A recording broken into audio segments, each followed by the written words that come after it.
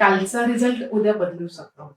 बरोबर. हा 3 वर्षांचा काळ आमचा खूप वाईट गेला. म्हणजे आम्ही अक्षरशः एक महिना जेवून काढला. बापरे.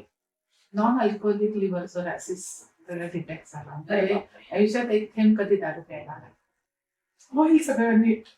पण तो फार्मासिस्ट असल्यामुळे त्याला माहिती होतं. 3दा हार्ट बंद पडलं होतं. हे चमत्कार आयुष्यात होतात. मला असं वाटतं जेव्हा आपण खूप चांगलं मन चांगलं ठेवतो, शुद्ध ठेवतो, त्यावेळेला देव पण आपल्याला कधी ना कधीतरी साथ देतो.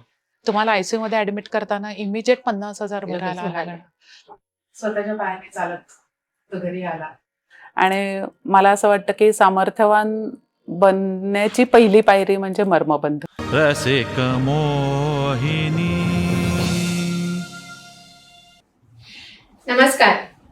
रसिक तितुका मेळवावा अर्थात रसिक मोहिनीच्या या नवीन पॉडकास्टमध्ये मी भाग्यश्री देसाई आपल्या सगळ्यांचं मनापासून स्वागत करते. रसिक पॉडकास्ट सुरू करायच्या आधी एक छोटीशी विनंती आहे. रसिक मोहिनी चॅनल हा नक्की सबस्क्राईब करा आणि आम्हाला फेसबुकला आणि इन्स्टाला सुद्धा फॉलो करा. चला तर मग आजच्या नवीन पॉडकास्टकडे वळूया.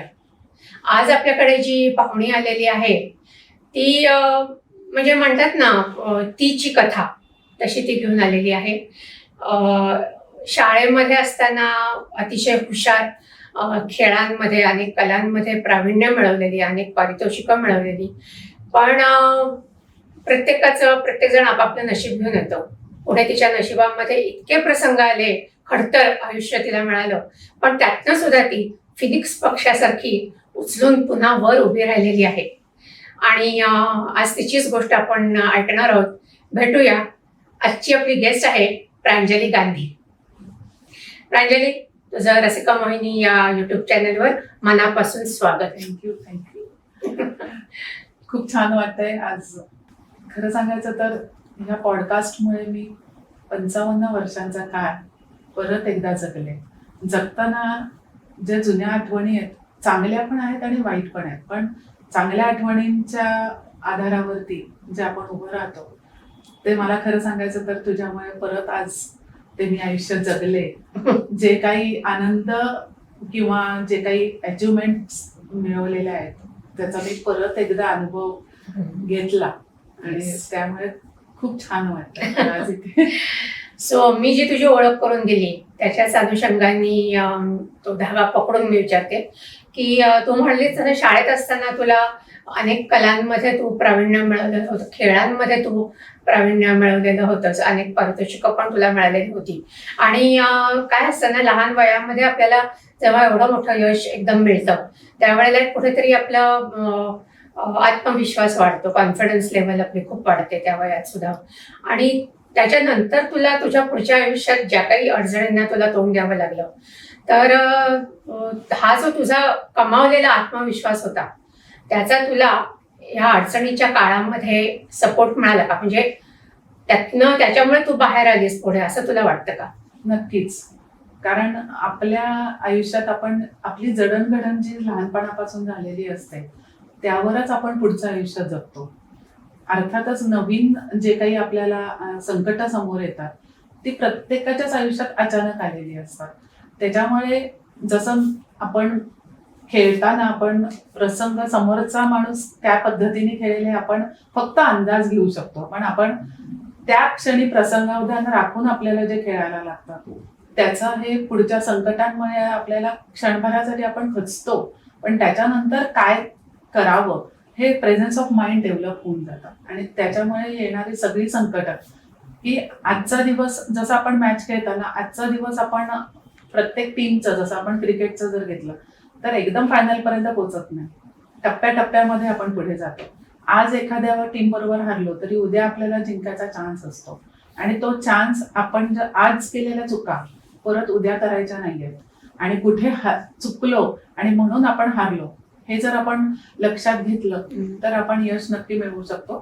कालचा रिझल्ट उद्या बदलू शकतो. बरोबर. आणि त्यामुळे मला असं वाटतं की खेळ आणि माझ्यासाठी खेळ आणि कला हे माझ्यासाठी मेडिटेशनचं काम करतं.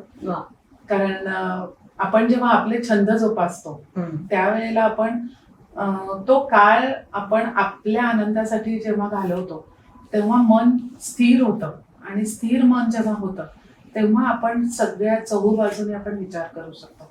आणि त्यामुळे मला असं वाटतं की आपण संकटांना न घाबरता खेळाडू वृत्तीमुळे एक आणखीन एक फायदा झाला की काही वेळेला ऍक्सेप्टन्स महत्वाचा असतो, की ठीक आहे आपण आता आपल्यावर जे आले ते आपण टाळू शकत नाहीये.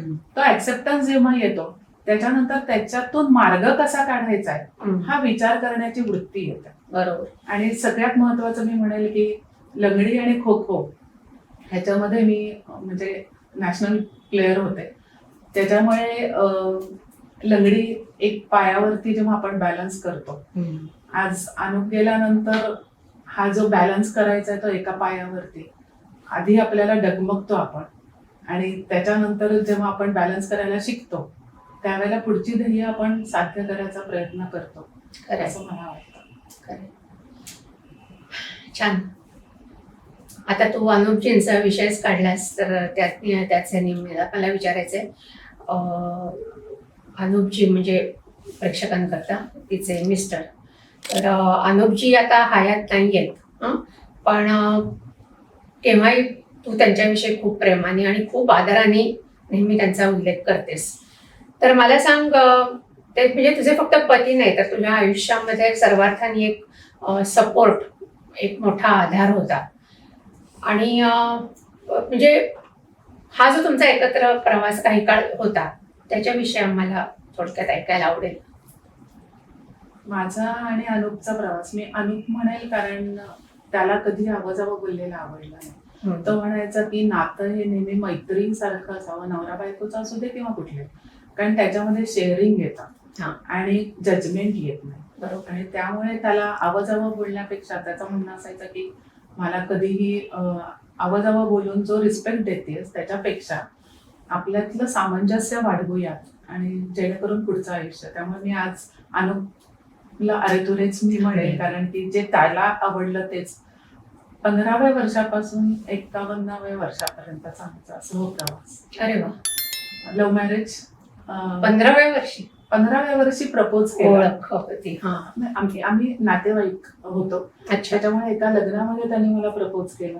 आणि माझं सीए व्हायचं स्वप्न, अभ्यास, करिअर जे काही 15व्या वर्षी माझं मत असं होतं की हे लग्नाचा विचार करण्याचा किंवा प्रेमात पडायचं वय नाहीये. कदाचित काही वेळेला ते अट्रॅक्शन असू शकतं. त्यामुळे मी त्यावेळेला लगेच होकार दिला नाही.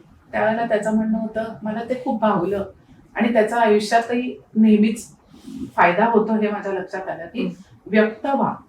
म्हणजे मी माझ्या भावना तुझ्यापर्यंत पोहोचवल्यात, मला व्यक्त करायचं होतं. कारण आता तू कॉलेजला जातेस, कदाचित तिथे तुला कोणी दुसरं समोर माझ्या आधी व्यक्त जर भावना केल्या तर मी केवळ फक्त पश्चाताप करू शकतो. त्यामुळे जेव्हा वेळ आहे त्यावेळेला आपल्या भावना व्यक्त करा, मग त्या कोणत्या पद्धतीने कुठेही असतील. तर त्यामुळे पुढे 3 वर्ष मी हो म्हणायला 3 वर्ष घेतली.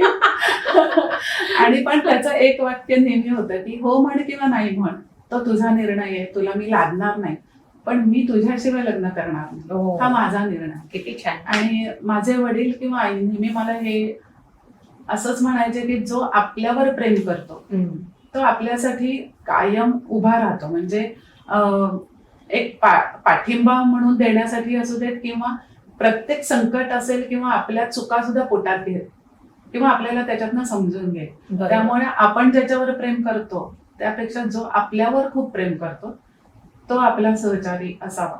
आणि बाकी आयुष्यामध्ये जे काही आपल्याला मिळवायचं असेल ते मिळवू शकतो. चतुरस्त्र राहण्याचा जो स्वभाव होता त्याच्यामुळे एक स्वप्न भंग पावलं तरी दुसरं स्वप्न आपण बघू शकतो.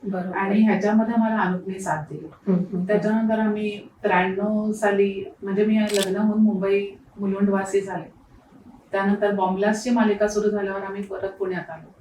पुण्यामध्ये ऍक्च्युली मुंबईला असताना मी अनुपने मला मेहंदीचा डिप्लोमा करायला सांगितलं, कारण तो उपजत गुण होता. आणि पुण्यात आल्या आम्ही 93 साली 2 महिन्यातच एक मोठी स्पर्धा झाली मेहंदीची आणि त्याच्यामुळे मी त्यात पहिली आले.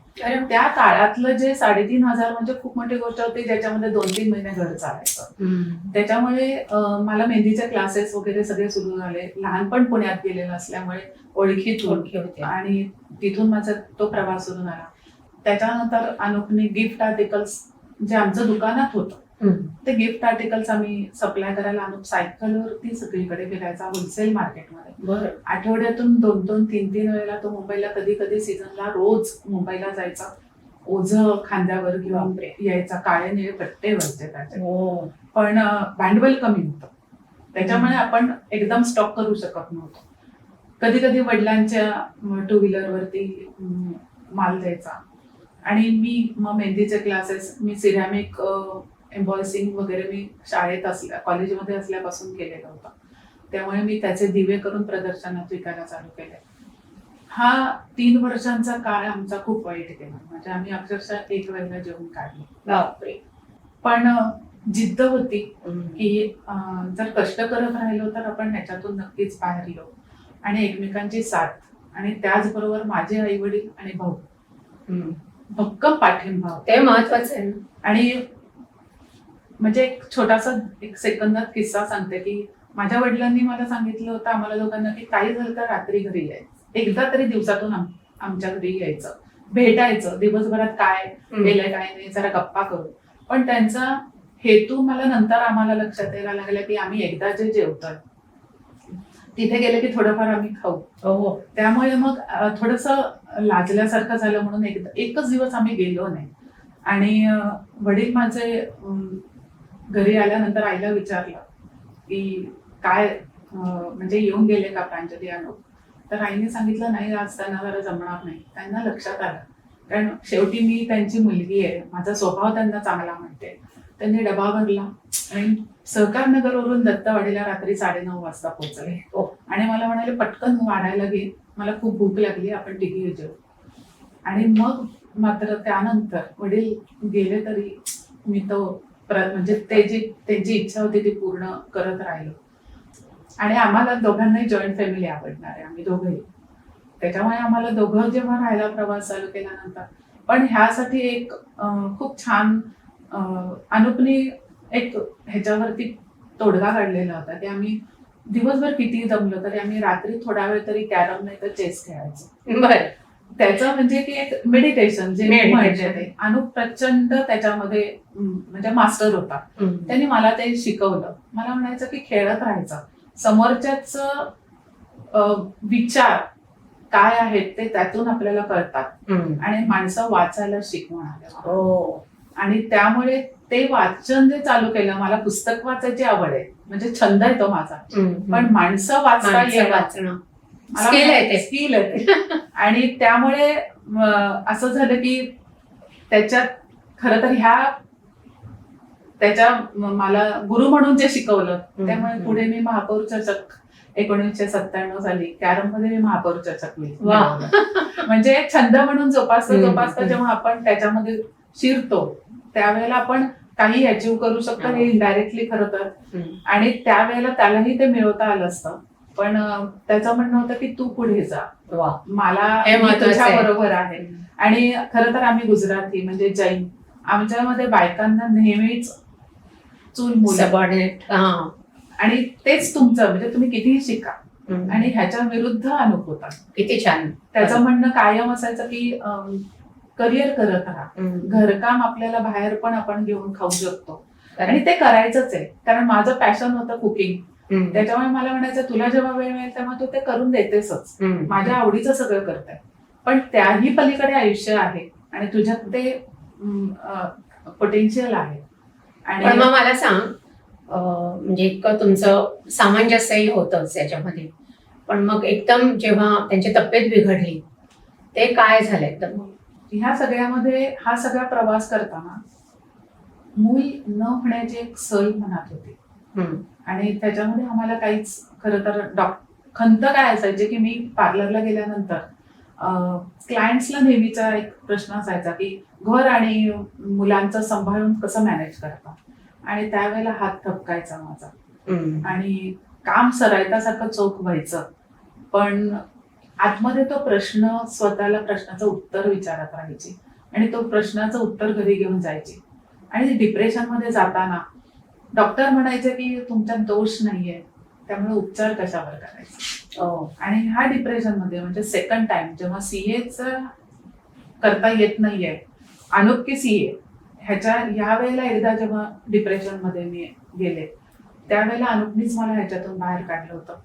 सेकंड टाइम जेव्हा ह्याच्यातून त्यावेळेला त्यांनी मला सांगितलं की तुझ्यामध्ये संघटन कौशल्य आहे आणि ज्या अंगभूत कला आहेत त्या तू बाहेरच्या लोकांच्या, ज्या लेडीज आहेत म्हण किंवा कुठलेही कलाकार, त्यांना तू एकत्रित आणून प्लॅटफॉर्म तयार करून दे आणि तेव्हा तुला लक्षात येईल की जगात एकच तू अशी नसशील की असं काही दुःख आहे. आपल्या नशिबात काही गोष्टी नसतात तर कदाचित हेही आपल्या नशिबात नसेल. आणि जेव्हा मी असं समाजात फिरून काम करायला चालू केले, इव्हेंट चालू केले, त्यावेळेला खरंच मी मागे वळून परत बघितलं नाही. त्याचं कारण, आणि हे सगळं करताना प्रचंड वेळ मला बाहेर राहावं लागायचं, पण कधीही तक्रार म्हणून अनुपने केली नाही. उलट तो बाहेर येऊन थांबायचा की तुझी मीटिंग चालू दे. विश्वास खूप मोठा होता माझ्यावरती. जेंट्स बरोबर मला कधी कधी मीटिंग कराव्या लागायच्या. आणि हा नंतरचा जो प्रवास म्हणजे आम्ही सायकलवरूनचा प्रवास, एका सिंगल 2 व्हीलरवर 2 2 व्हीलरवर तिथून कारमध्ये आला, असं वाटलं की आता आयुष्यात स्थैर्य आलं. पण अचानक काही महिन्यांनंतर 31 डिसेंबर 2012 मध्ये नॉन अल्कोहोलिक लिव्हर सिरोसिस त्याला डिटेक्ट झाला. म्हणजे आयुष्यात एक थेंब कधी दारू प्यायला नाही. आणि सगळं जग जेव्हा जल्लोष करत असतं नवीन वर्षाचं स्वागत करायचं किंवा नवीन वर्षात आपण काय काय करायचंय, त्यावेळेला आम्ही दोघं एकमेकांचे अश्रू पुसत होतो की होईल सगळं नीट. पण तो फार्मासिस्ट असल्यामुळे त्याला माहिती होतं की आपलं आयुष्य खूप कमी आहे. पण मला म्हणायचं की ठीक आहे, काही हरकत नाही, मला माझ्यासाठी नाही पण आता तुझ्यासाठी मला खूप काही करून ठेवायचं, वेळ कमी आहे माझ्याकडे. पण मी म्हणाले की असं काही नाहीये, होईल आपलं, व्यवस्थित होईल. आणि माझा मोठा भाऊ प्रसिद्ध सर्जन डॉक्टर सुधीर कोठारे, त्यांनी मला सांगितलं की काळजी नको करू, आपण प्रयत्न करू आणि जास्तीत जास्त चांगली ट्रीटमेंट देऊ, फक्त पथ्य पाणी पाळ. आणि त्यानंतर 2-3 वर्ष अक्षरशः म्हणजे एक मानसिक त्रास होत असतो पुरुषांना की बायको जाते कमवतीये आणि अहंकार नाही, पण जिला आपण सांभाळायला पाहिजे, जिला आपण लग्न करून आणलंय, तर आपली जबाबदारी आहे, तर ती आपल्याला सांभाळते. आणि माझं म्हणणं असायचं की तू कमव किंवा मी कमव, आपण दोघे एकत्र असणं गरजेचं आहे, बाकी महत्वाचं नाही. 2-1 वर्षामध्ये तो परत एकदा उभा राहिला, काम करायला लागला. तोपर्यंत पूर्ण बरा झाला. बरा पूर्ण नाही, पण ऍटलिस्ट 1-2 तास तरी काम करू शकायचा, मग 2-3 तास परत आराम. कारण शुगर होती ना, त्यामुळे लवकर रिकव्हरी शक्यच नव्हतं आणि लिव्हरशी संबंधित दोन्ही आजार असल्यामुळे. आणि त्यानंतर एक असं वाटलं की ठीक आहे, हळूहळू रिकव्हर होतोय. आणि अचानक 2017 मध्ये रुटीन चेकअप मध्ये त्याला लिव्हरमध्ये छोटासा थेंबा एवढा ट्युमर डिटेक्ट झाला, जो साधारण ह्या आजारामध्ये होतोच आणि त्याची कल्पना नव्हती आम्हाला. आणि तेव्हा मात्र मी परत एकदा कोलमडून पडले, कारण ट्युमर म्हटलं की कॅन्सर हे कळतं आणि बाकी कुठलंही कॅन्सरचं ऑपरेशन होतं, लिव्हरला काही करू शकत पर्याय नाही, काहीच करता येत नाही. ट्रान्सप्लांट शिवाय पर्याय नाही. डोनर मिळणं आणि त्याचा खर्च 50-1 लाखापर्यंत. तरी सुद्धा मी दुकान कस्टमर शोधून ठेवलं होतं की जर अशी वेळ आली तर आपण दुकान काढायचं, दुकान परत उभं करता येतं किंवा रेंटवरती चालवता येतं, माणूस परत नाही. पण ह्या सगळ्यामध्ये ही सगळी नंतरची प्रोसिजर होती, पण तो पार्ट काढून नाही टाकू शकत आपण, त्याच्यावरच आपण जगत असतो. त्यामुळे खूप टेन्शन आलं आणि तो बस्ट करताना खूप छान ऑपरेशन झालं. आम्ही डोळ्यांनी, मी आणि माझा भाऊ म्हणजे महावीर कोठारी, आम्ही दोघेही काचेतून बघत होतो ऑपरेशन. हो का? कारण जस्ट बस्ट करायचं होतं, थेंबा एवढा होता. प्रॉब्लेम असा झाला की मला डॉक्टर म्हणजे सुधीर भाई म्हणाले होते की काळजी करू नका, आपण त्याला, अजून एक लेडी डॉक्टर पण होत्या, की आपण त्याला भूल देणार नाहीये, अच्छा. त्याला थोडं सहन करायचंय. कारण भूल दिली तर लिव्हरचा जो प्रॉब्लेम असतो तो फ्लश आउट करत नाही. तर त्यामुळे प्रयत्न होता की आपण भूल नाही द्यायची. पण इतका टोकाशी होता की त्याने जर श्वास घेतला तर लिव्हर फाटायची शक्यता होती. अरे बापरे. त्यामुळे शेवटी भूल द्यायला लागली. पण ऑपरेशन खूप छान झालं. बाहेर येऊन मला सुधीरबाईंनी सांगितलं, पण प्रांजली खूप छान क्युअर झालंय, अपेक्षापेक्षा जास्त छान झालंय, काळजीच करू नको, उद्या सोडणार आहे. बरं. आणि डिस्चार्ज झालो उद्या संध्याकाळी. आणि उद्या सकाळपासून सगळं खायला लावलंय. आणि इतका आनंद झाला त्यावेळेला. आणि स्ट्रेचर वरून रूम मध्ये शिफ्ट करताना अचानक त्याचा हार्ट म्हणजे थांबलं. अरेस्ट झालं. बापरे. आणि ऑक्सिजन अचानक? नळी हो, म्हणजे पालथं खूप काही झोपलं होतं 2 तास मे बी. म्हणजे आता कारण काय माहित नाही, पण माहित नाही असं नाही, ते जे भूल दिलेली पोटॅशियम लेवल हाय झाली, पण ते कळलं नाही त्यावेळेला. पण त्यानंतर हे किती साली? 2017. बरं. आणि त्याच्यानंतर हा अनाउन्समेंट सुरू झाली फटाफट.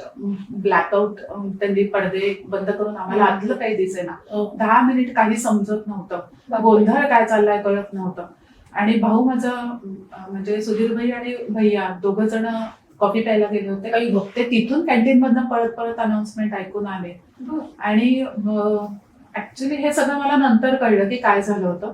3दा हार्ट बंद पडलं होतं. ऍक्च्युली जो रूल आहे हॉस्पिटलचा, तर 2दा हार्ट बंद पडल्यानंतर परत चालू करत नाही, पंपिंग करत नाही.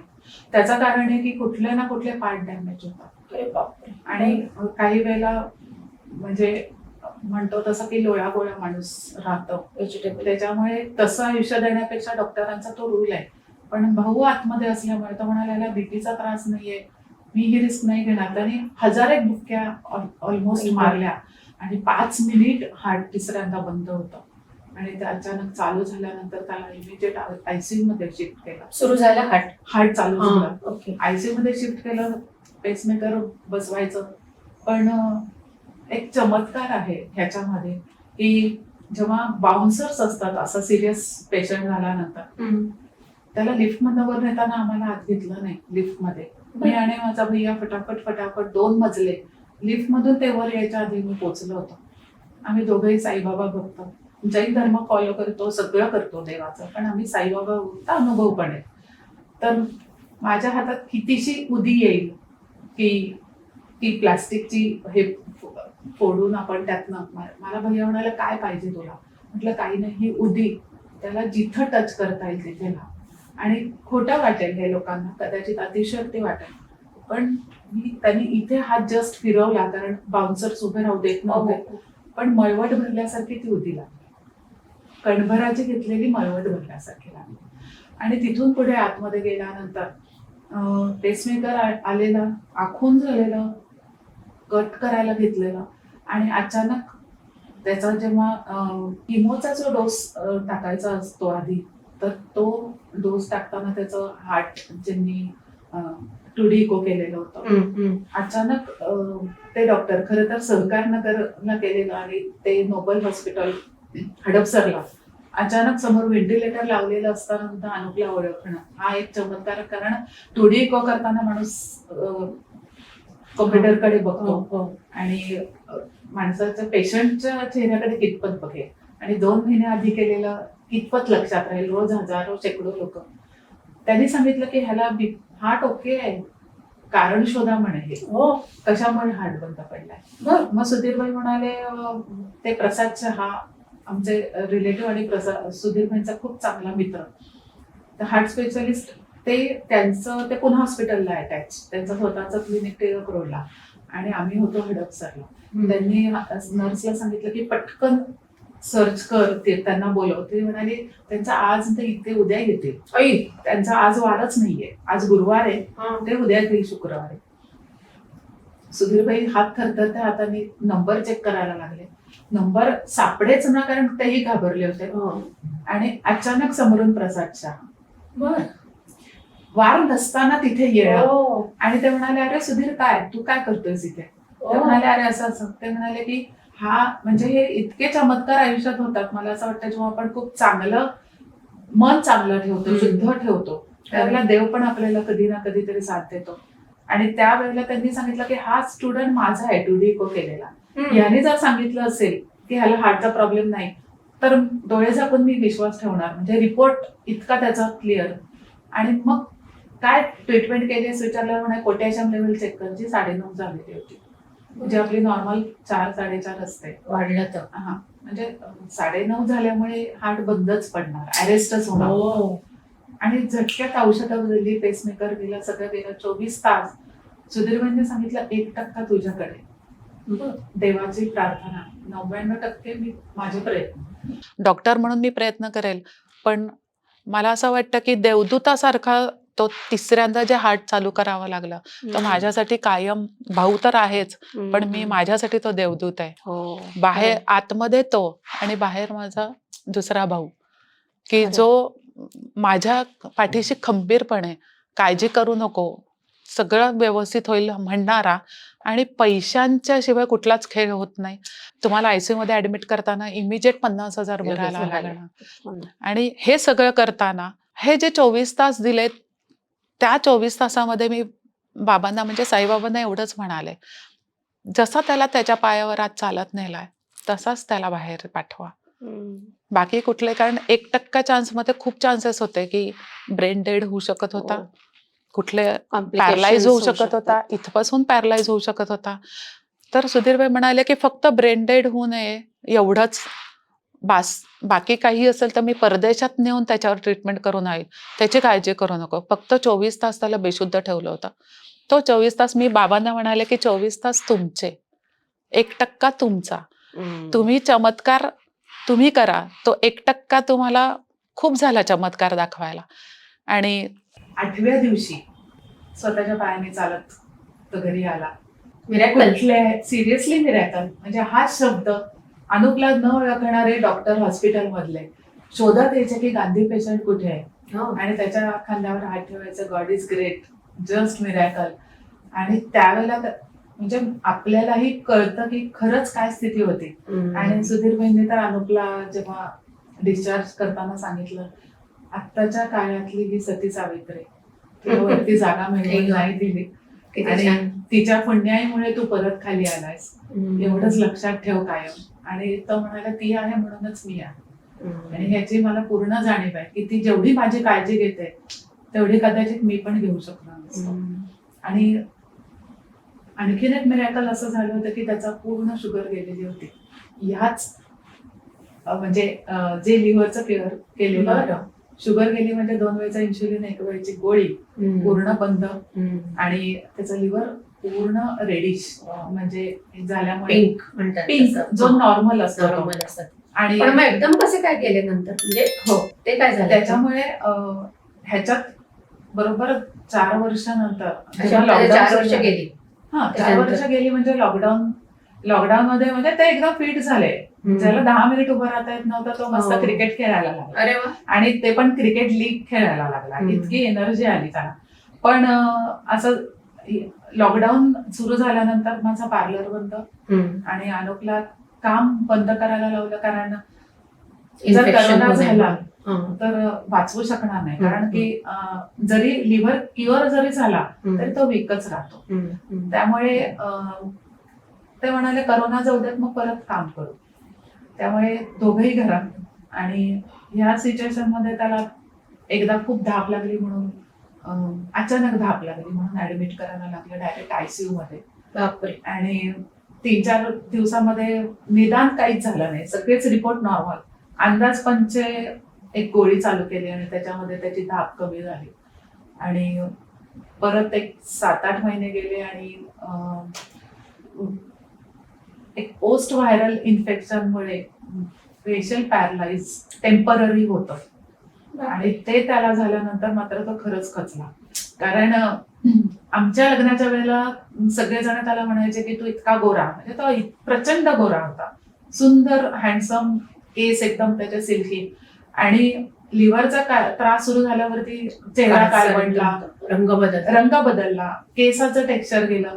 तो मला म्हणायचा की हे सगळं ऍक्सेप्ट करतोय मी, आणि मी म्हणायचे की जसं तू म्हणायचास की तिचे गुण मला महत्वाचे आणि स्वभाव मला आवडतो म्हणून मी रंग मला महत्वाचा नाही, तसं माझं असं म्हणणं आहे की तुझं असणं माझ्यासाठी महत्वाचं आहे, दिसणं नाहीये. एक काळानंतर त्या गोष्टी ह्या गौण गौण राहतात असतात. आणि त्यामुळे तो खूप खचला होता, कारण की चेहरा वाकडा झाल्यामुळे हो. खाता येत नव्हतं, औषधं बोलू घ्यायचे, शकायचं का? बोललेलं जड तुला असायचं, कळायचं. म्हणजे की जास्त करून तो ऍक्शन मध्येच करायचा, कारण की बोलायला तोंड वाकडं व्हायचं, ते जीभ जड व्हायची, त्याच्यामुळे त्याला तेवढं बोलता येत नव्हतं. बाहेर जरा पण बाहेर पडता येणार, त्याला नको वाटायला लागलं. मी त्याला एक वेगळा सांगितलं होतं, म्हटलं एक काम कर ना, आता मास्क लावल्याशिवाय बाहेरच जाता येत नाही, कोणालाच मास्कच कळणार नाहीये. लावायचं, कळणारच तू नाही. बाहेर पड. तर त्यानंतर अचानक असं ह्या सगळ्यामध्ये परत एकदा ऍडमिट करायला लागला, कारण त्याला एक दम लागला होता, पण तो दम ऍक्च्युली त्याचा सोडियम लेवल कमी झाल्यामुळे लागला होता.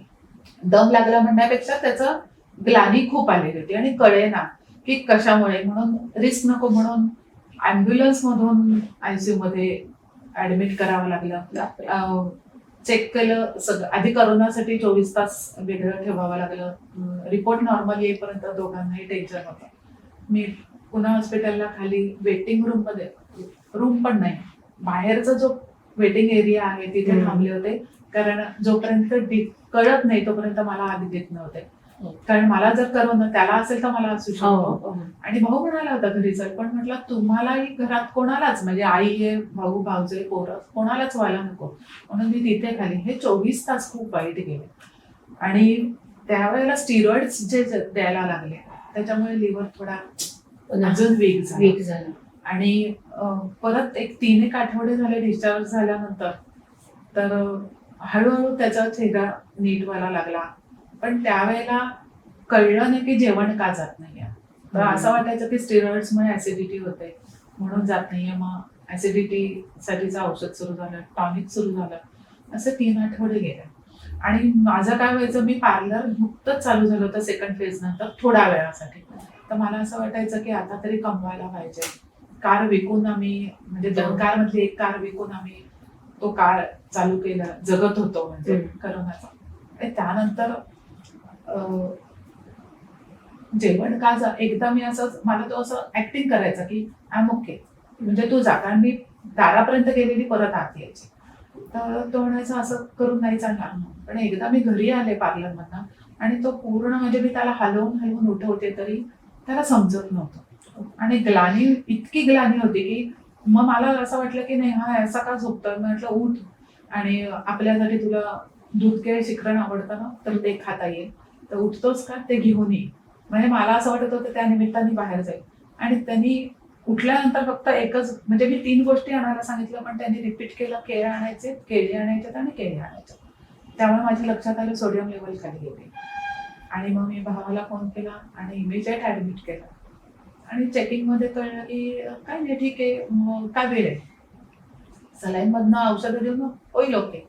तर ती वाढायला लागली, कारण डिटेक्ट झाली तेव्हाच ती 9.5 होती, आणि ती वाढत गेली, ती 17च्या पुढे गेली. मग सुधीर म्हणाले आता रिस्क नाही घ्यायची, आता मोठ्या हॉस्पिटलला घालूया.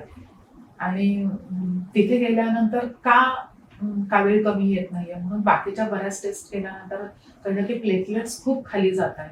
आणि मग कळलं की डेंग्यू डिटेक्ट होऊन गेला होता, म्हणजे होऊन गेला. पण तो त्याच काळामध्ये असं झालं होतं की डेंग्यू नॉन सिम्पटम्स मला आला होता, म्हणजे ज्याच्यात डोकं दुखत नाहीये, ताप येत नाहीये, आणि प्लेटलेट्स कमी झालेला मिसमॅच, म्हणजे असं झालं की कावीळ झाल्यामुळे हाय कॅलरीज देता येत नव्हत्या आणि प्लेटलेट वाढायला हाय कॅलरीज, आणि ते मॅच नाही करता आलं. आणि त्यामुळे त्याच्यात गेले का एक साधारण जवळपास 1 महिना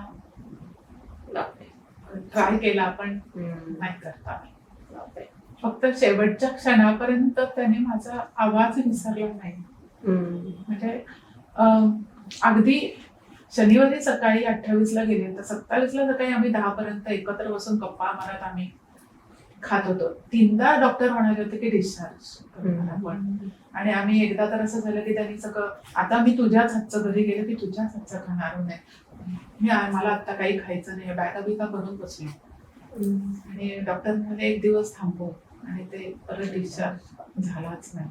झाला तो बॉडीचाच झाला. आणि म्हणजे आता जेवढं एवढं तू सांगितलंयस, इतक्या सगळ्या संकटातनं हे जाऊन शेवटी अर्थात ते अनफॉर्च्युनेटली गेले. पण तू म्हणलीस तसं तुम्ही दोघेच होतात, म्हणजे मुलबाळ नसल्यामुळे सगळं बाकीचं तू एकटीच करत होतीस. पण ते गेल्यानंतर तू म्हणजे कठीण होतच, पण त्यातनं सुद्धा तू नंतर सावरलीस. तुझं पार्लर, तुझं मेहंदी आर्ट, त्याच्यानंतर तू इव्हेंट मॅनेजमेंट पण करतेस, म्हणजे करायचीच ते मला वाटतं. आणि त्याच्यानंतर मग तुझा मर्मबंध ग्रुप तू सुरू केलास. तू आता तुझं साई प्रसाद टूर्स म्हणून सुरू केलेस. म्हणजे खरोखर मी मगाशी इंट्रोडक्शन मध्ये म्हणलं तसं फिनिक्स पक्षासारखी तू राखेतनं म्हणतात तशी वर आलीस. तर हे सगळं मग एकटीने सुरू केलंस, तर त्याविषयी सांग, म्हणजे कसं काय केलंस ते. ऍक्च्युली हे सगळं खरं सांगायचं तर ह्याला कारणीभूत, सुरुवातीला मी उभारी घ्यायला कारणीभूत माझा भाऊ.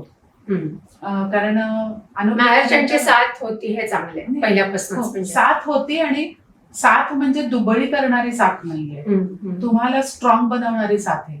म्हणजे की ठीक आहे, काही नाही, पैसे नाही, हे घे आणि अशी नाही, तर त्याच्यातून मार्ग कसा काढायचा आहे अशी साथ असल्यामुळे अनुभव गेल्यानंतरच खरं सांगायचं तर त्याच क्षणाला मला लक्षात आलं की आपल्याला आता इथून पुढे एकटीचा प्रवास. अशा वेळेला कळतं आपल्या कोण बाहेरचा कोण. आणि तिथे मला भैयाने एकच सांगितलं की आता मी तुला आपल्या घरी नेतो, तुझ्या घरी नाही पाठवणार, कारण की तुला एकटीला मी ठेवू शकत नाही आणि सगळंच मॅनेज करणं पॉसिबल नाहीये. आणि बाकीचं मी नंतर बोलतो, कारण की तो दहन करायला चालला होता, आमच्याकडे लेडीज जात नाहीत, आणि भातचा घरी घेऊन चाललाय. आणि त्याच्यानंतर एक 5व्या-6व्या दिवशी म्हणजे ऑब्विसली कोणालाही रडायला येणारच आहे, कारण पुढचं आयुष्य दिसत असतं. आणि त्यावेळेला मला भावानी फक्त एकच सांगितलं की आता तुझ्या मनामध्ये आत्महत्या करायचे विचार येत असतील. खरं तर त्यांनी माझं मन वाचलं की काय, कारण 28 ऑगस्टला अनुप गेला, माझा 31 ऑगस्टला वाढदिवस, आणि 50व्या वाढदिवसाला करोना होता. त्यामुळे त्याची इच्छा होती की आता खूप मोठा म्हणजे की छान करायचा वाढदिवस. त्याचं प्लॅनिंग होते, सरप्राईजेस होते माझ्यासाठी. आणि 2-3 दिवसामध्ये माझा वाढदिवस येणार होता. तर मी त्याला म्हणाले, त्या मनातल्या मनात की ठीक आहे, हा वाढदिवस आपण एकत्र नाही साजरा करू शकलो, पण 27 ऑक्टोबरला तुझ्या वाढदिवसाला मी तुझ्याकडे येईल, एकत्र साजरा करू. आत्महत्याच, कारण की जगण्याचं उद्दिष्टच नव्हतं. म्हणजे मुलं बाळ असतील तर त्यांच्यासाठी मागचा जोडीदार जगतो, आणि त्याच्याशिवाय मी आयुष्य कधी जगलेच नाही. चहा सुद्धा मी एकमेकांच्या शिवाय घेतला नव्हता. आईकडे भैयाने माझं मन वाचलं असेल बहुतेक. आणि त्याच वेळेला टीव्हीवरती एक बातमी चाललेली होती, बातम्या होत्या त्याच्या 12व्या वर्षी एक मुलगी जिला ऍथलेटिक्स मध्ये करिअर करायचं होतं, तिला ऍक्सिडेंटल अपंगत्व आला, आणि तरी सुद्धा तिने 27व्या वर्षी, वयाच्या 27व्या वर्षी पॅराऑलिम्पिक मध्ये गोल्ड मेडल मिळवलं.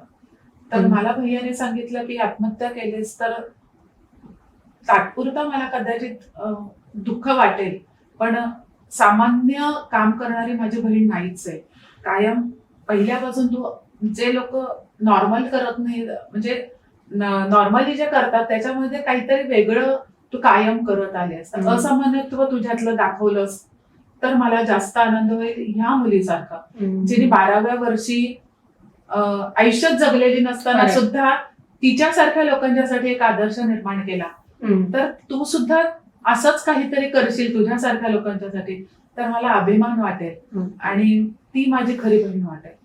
त्यामुळे खरं सांगायचं तर मर्मबंधाची जी सुरुवात झाली ती एकल लोकांच्यासाठी, हा त्याचा जो मला एक जे प्रोत्साहन दिलं होतं किंवा एक विचार माझ्या मनामध्ये टाकला होता, आणि त्याचबरोबर एक म्हणाला होता की आयुष्य तर कष्ट केलेस, आयुष्य जगली नाहीये म्हणजे एन्जॉय केला नाहीयेस, तर आता इथून पुढे जग फिर, तर मनात आलं मग होतं की- मर्मबंध म्हणजे एकल म्हणजे एकल एकटे लोकांच्यासाठी लोक जे आहेत ते. तर ह्या सगळ्या प्रवासामध्ये एक आणखीन एक मला तुला नमूद करायचंय की माझ्या करिअरवरती वैधव्याचा खूप वेगळा विचित्र परिणाम झाला जो पार्लरशी संबंधित आहे. तर वैधव्य आल्यामुळे ज्या लग्नाच्या ऑर्डर्स होत्या ब्रायडलला ब्रायडल काय काय अंधश्रद्धा आहेत आपल्याकडे अजून. आहेत म्हणजे कठीण. काहींनी डायरेक्ट तोंडावर सांगून कॅन्सल केल्या ऑर्डर्स किंवा पुढे देण्याच्या झाल्या अरे बापरे, आणि काहींनी न सांगता टाळल्या.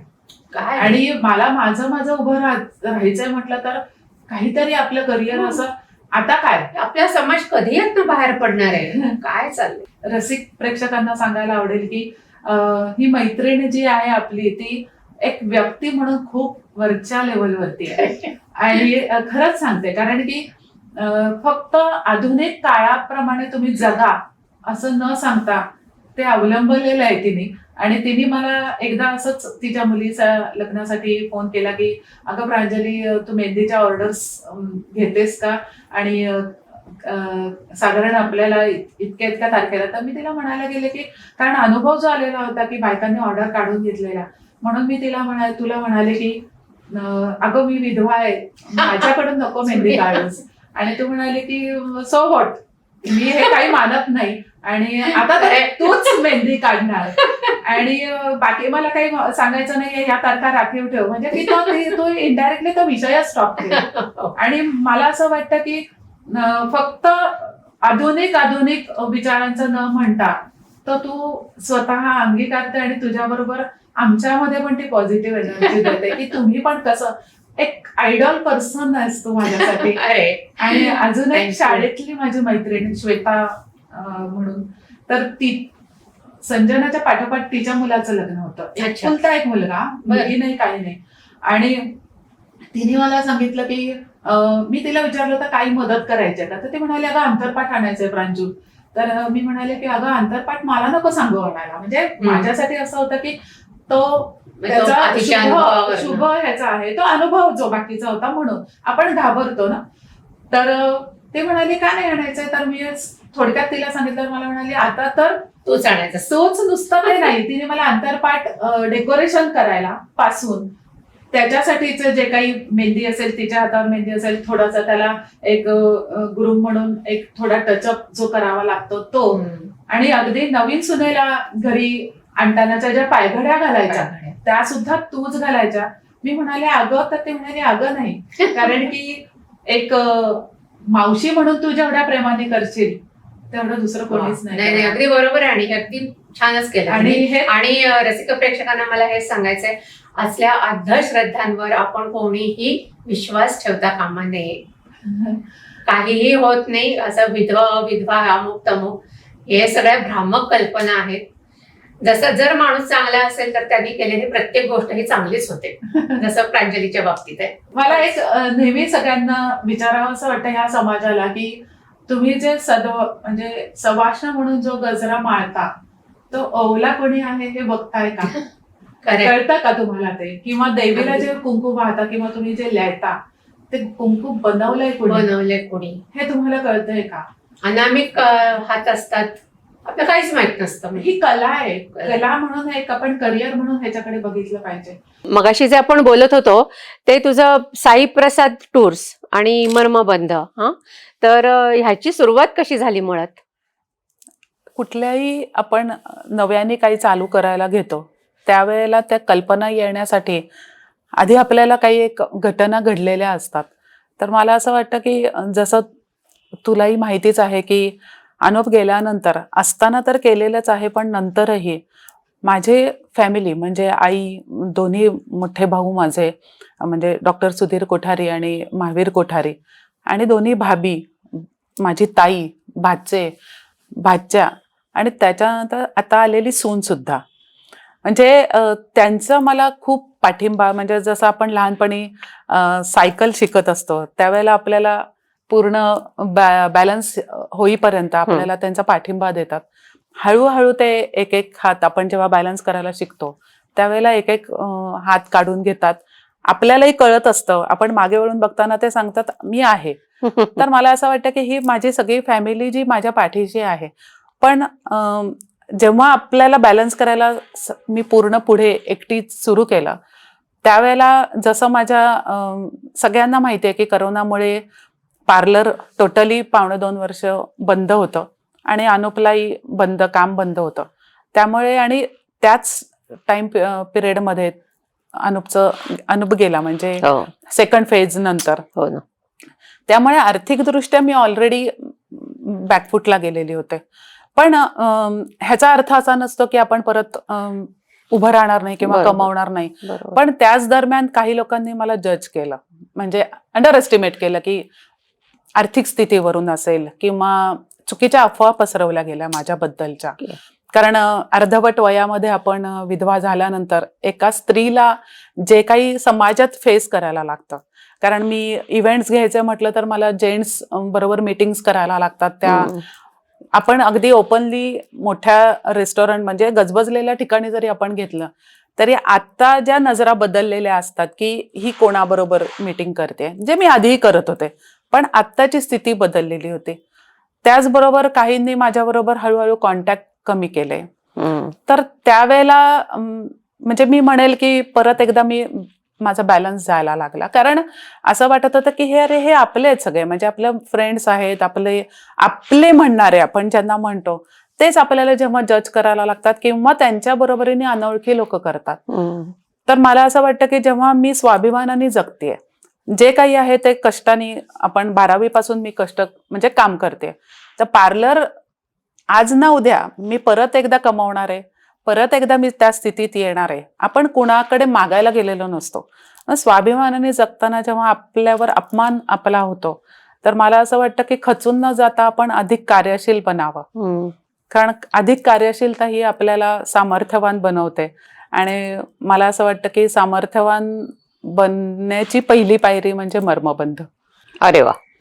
कारण पण ह्या सामर्थ्यवान बनताना म्हणा किंवा हे पहिल्या पायरीवरती मी पाय ठेवताना ॲडव्होकेट प्रकाश देशपांडे त्यांनी मला पूर्ण मोटिवेट केलं की अच्छा. मर्मबंध म्हणजे आपल्यासारख्यांच्यासाठी तू काहीतरी कर. आणि बॅक ऑफ द माइंड माझ्या कानात भैयाचे माझ्या शब्द होते, पण जे अनुप गेल्यानंतर 5व्या-6व्या दिवशी होते, की आत्महत्या कोणीही करू शकतं, जसं मी मगाशी म्हणाले, पण असामान्यत्व जप जे तुझ्यात आहे आणि असामान्य काही तू करशील तर मला तुझा जास्त अभिमान वाटेल. तर त्यामुळे मग थोडंसं काहीतरी आपण वेगळा विचार करताना थोडी डगमगले होते मी की करायचं का. कारण त्यावेळेला मला प्रकाश सरांनी सांगितलं की आपल्या सारख्यांच्यासाठीचं आपण जेव्हा एकत्र येणं चालू करू त्यावेळेला त्याच्यातून काही वेगळं चांगलं निर्माण होईल जे तुझ्या डोक्यात आहे. आणि म्हणून आम्ही हा मर्मबंध, मी ग्रुप नाही म्हणणार, आम्ही हे कुटुंब म्हणून आम्ही चालू केलेलं आहे. आणि ह्याच्यामध्ये माझ्यासारखे जे जोडीदार गमावलेले जे आहेत स्त्री पुरुष महाराष्ट्रातले सगळे, किती आहेत जण? आत्ता 1.25 वर्षात झालंय, पण आत्ताशी आम्ही बाहेर लोकांना सांगतोय, त्यामुळे आता लवकरच 50शी गाठेल ह्याची. अच्छा. आणि 50 जण आहेत आता 50 साधारण? जण होतील आता, म्हणजे आलेलं आहे फक्त माझ्या काही ह्याच्यामुळे मी अजून ऍड नाही केलेलं त्यांना.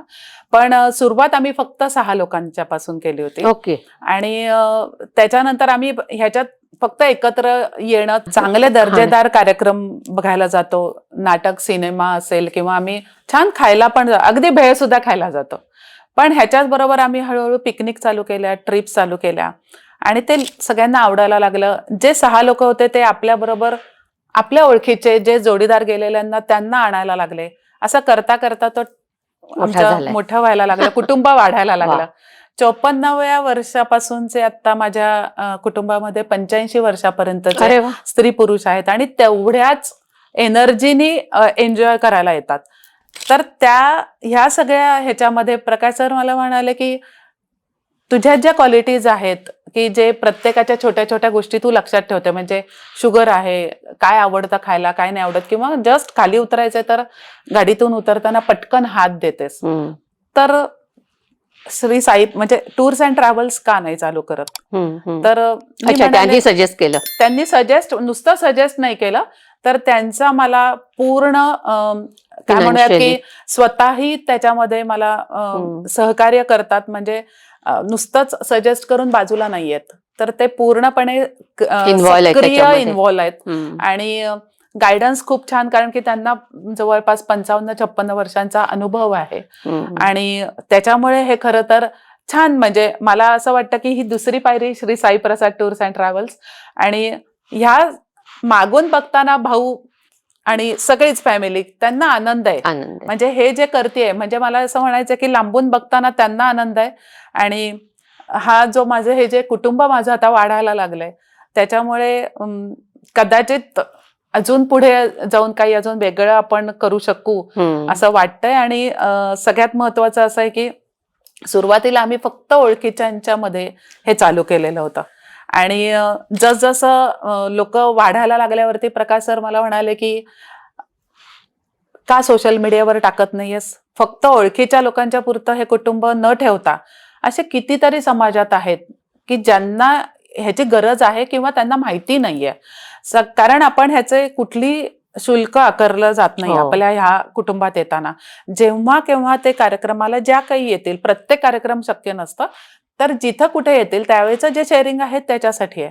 आणि सगळ्यात महत्वाचं की पैसा कमावणं हे आमचं उद्दिष्टच नाहीये. आणि दुसरं की इथे कुठल्याही प्रकारे जोड्या जमवत नाही आम्ही, हा, ते आमचं महत्व. तेही उद्दिष्ट I नाहीये. know. हा, हा. कारण की एकत्र खेळीमेळीने तुम्ही कधी येऊ शकता, जेव्हा कुठेतरी काहीतरी वेगळं शिजत नाहीये ना त्या ग्रुपमध्ये, तेव्हा बायका तिथे महिला येतात आणि एन्जॉय, मनमोकळेपणाने एन्जॉय करतात. खरंय. आणि त्यामुळे हे टप्प्याटप्प्यामध्ये आतापर्यंत आम्ही, आता ही माझी 10वी ट्रिप मी राजस्थान, रॉयल राजस्थान, म्हणजे पूर्ण बरं. संपूर्ण राजस्थानला नेते. अरे वा. 7 डिसेंबर ते 16 डिसेंबर. आणि त्याच्यानंतर केरळ आणि हिमालय. किती केल्यास आतापर्यंत टूर? आतापर्यंत 10 झाल्या. अरे वा. आणि मोठ्या, म्हणजे खरं सांगायचं तर काश्मीर ट्रिप आम्ही खूप सुंदर करून, म्हणजे मजा करून आलो तिकडे. आणि आम्ही शुक्रवारी आलो आणि मंगळवारी अटॅक झाला, म्हणजे खरं तर पहलगामचा. बापरे. म्हणजे दोन्ही गोष्टी होत्या त्यावेळेला आम्हाला, की आपण अजून काश्मीर डोक्यातून गेलंच नाहीये आणि तोपर्यंत हो अटॅक. ना. आणि 4 दिवसापूर्वी आपण त्या त्याच ठिकाणी point ला होतो, होतात. त्या स्पॉटला. त्यावेळेला एक कुठेतरी मनात असतं पण की आपण म्हणजे कारण हे सगळे सिनियर सिटीजन्सला घेऊन हो ना, गेलेलं हो असताना ना. त्यांना आपण जबाबदारी होती. पण तिथे वाईटही वाटत होतं की बाकीचेही लोक तेच आनंद घ्यायला आले होते, ते घेऊ शकले नाहीत. हो ना.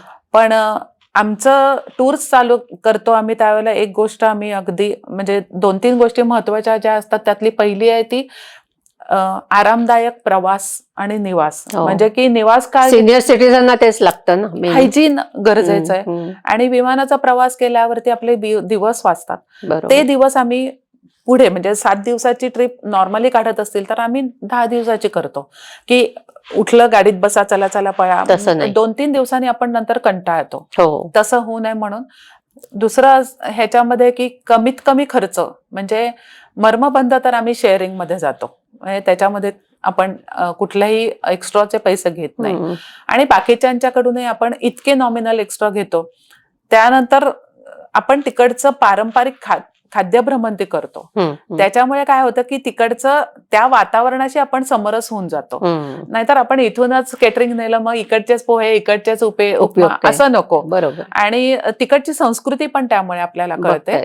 आणि सगळ्यात महत्वाचं ह्याच्या बरोबरीने आहे की आम्ही जेवढ्या टूर्स आतापर्यंत केलेल्या आहेत त्याच्यामध्ये त्यांनी आम्हाला प्रत्येक ट्रिप नंतर पुढची कुठे नेतेस, हे जेव्हा प्रश्न येतो, आपण अगदीच सुरुवात आहे आपली.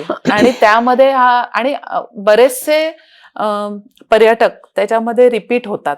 आणि त्याच्यामुळे एक हुरूप येतोय की अजून आपण ह्याच्यातून काहीतरी छान करूयात म्हणून.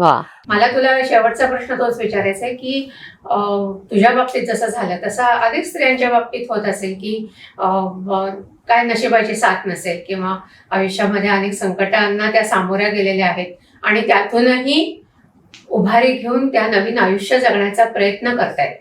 तर अशा स्त्रियांना तू काय सांगशील?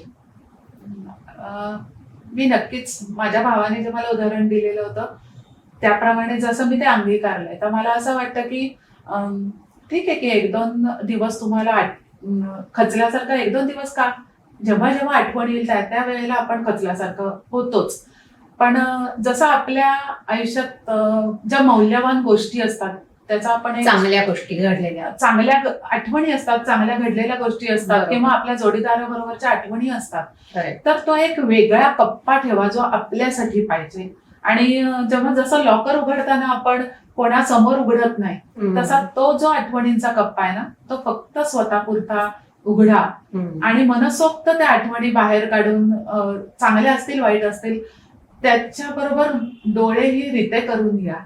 आणि त्यानंतर मात्र तो घट्ट कप्पा बंद करून जेव्हा दुसऱ्या दिवशी जेव्हा समाजासमोर याल त्यावेळेला आपलं दुःख कोणासमोर आणू नका. कारण समाज हा समोर आपल्याला मूव्ह ऑन करा सांगतो आणि मूव्ह ऑन केल्यानंतर अरेच्या दुःख संपलं वाटतं म्हणतो. त्यामुळे हे सगळं समाजापुरतंच ठेवा. खूप आनंद झाला आमच्या रसिका मोहिनी पॉडकास्टच्या सगळ्या टीम कडून. तू वेळात वेळ काढून आल्याबद्दल खूप खूप शुभेच्छा. Thank you so much. तू मला इकडे बोलवलंस आणि खरं तर मला आज एवढ्या मोठ्या प्लॅटफॉर्मवरती व्यक्त व्हायला संधी दिलीस. आणि मला असं वाटतं की व्यक्त, जे अनुप म्हणायचं व्यक्त होणं गरजेचं असतं, तर ती संधी तू मला उपलब्ध करून दिलीस म्हणून त्याचे खूप खूप आभारी आहे. प्रांजली, रसिका मोहिनीच्या पॉडकास्टला जे गेस्ट येतात त्यांच्याकरता जागृती एंटरप्राइजेस म्हणून एक शॉपी आहे, तर ते एक छोटंसं गिफ्ट पाठवतात, हे तुझ्याकरता. Thank you so much. रसिक मोहिनी.